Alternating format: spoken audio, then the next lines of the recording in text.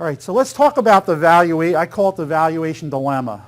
So this is, if you take these definitions and you really think about what you're doing, you know, if you're valuing your company today or trying to figure out what it's worth today and you want to increase it later, the first thing you got to try to do is figure out, you know, kind of where you are. So as I said earlier, the true definition is it's the present value of this future stream of payments, right? Now, how many of you have seen presentations where, you know, like when somebody's got an offering memorandum on a company, it's called the hockey stick. Has anybody ever seen that where, you know, they make a presentation of the company's earnings. This is a graph. You know, here's the past, here's now, and it kind of looks like this. And then all of a sudden, this is when the valuation's being done, and it kind of looks like that. You know, it's, you know, so if you looked over the history, you know, the earnings have moved around, and all of a sudden, you know, you have this compounded annual growth rate, right, with this beautifully looking graph, right? That's the trouble. Well, that's why you never believe those books, first of all, right? Because they're done for a reason. But that's the trouble with where we are here, right? And so in the real world, there are people that will try their, you know, where you have a case where you can model the cash flows, this really does work if you have businesses where you can model the cash flows. More often than not, businesses are valued based on what the past history tells them, right? Because would you agree that if this is what our past history looked like, to base the valuation on this probably isn't sensible? Everybody with me? I mean, on growth like this and earnings like this, it's probably not realistic if the history tells you it's like this. You better have darn good reasons why you would choose to value it based on the future if the past, right? So my idea would be, you know, if the past looked like that, my modeling of the future would, you know, look something like that, right? So in the real world, more often than not, and anybody who's done some transactions, I'd welcome any input here, really what you're looking at, is you're really looking at the past.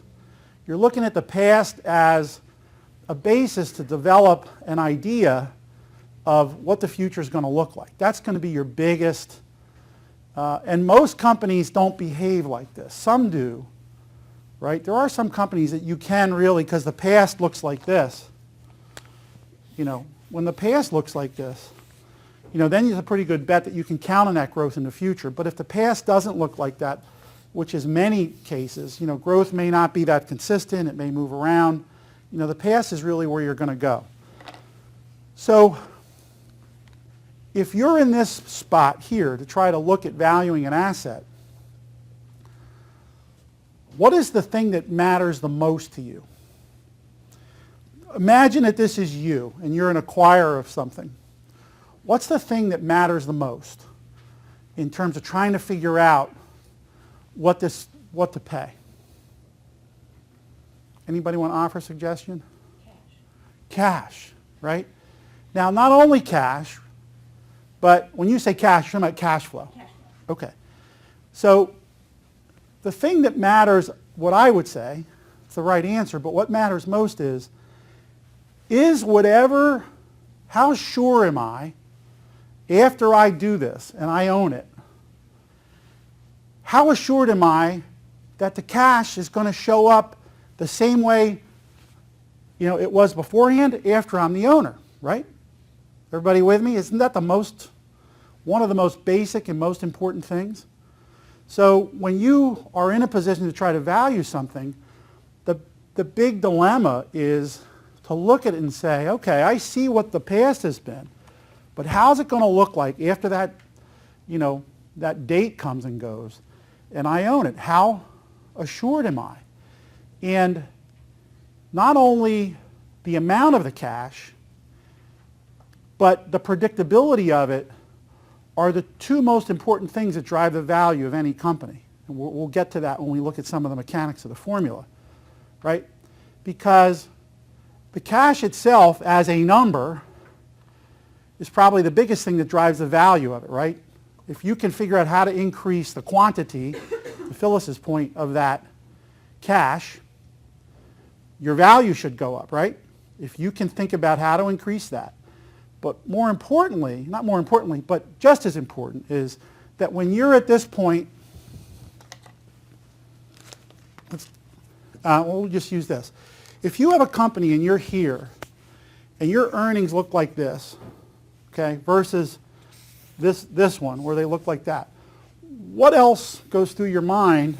What affects your decision about buying it? The variability of the earnings. How would that come into play?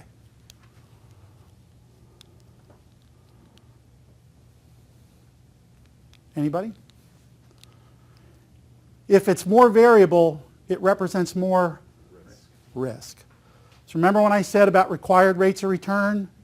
Okay?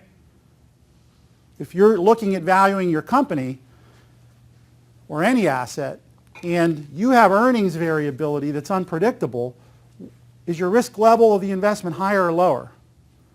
Higher.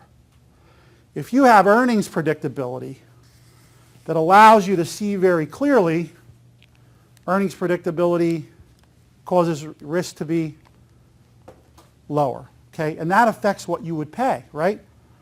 So if your variability of your earnings was very predictable, you have a much better ability to predict what's going to happen later. There's less risk to that investment. Therefore, you would pay more.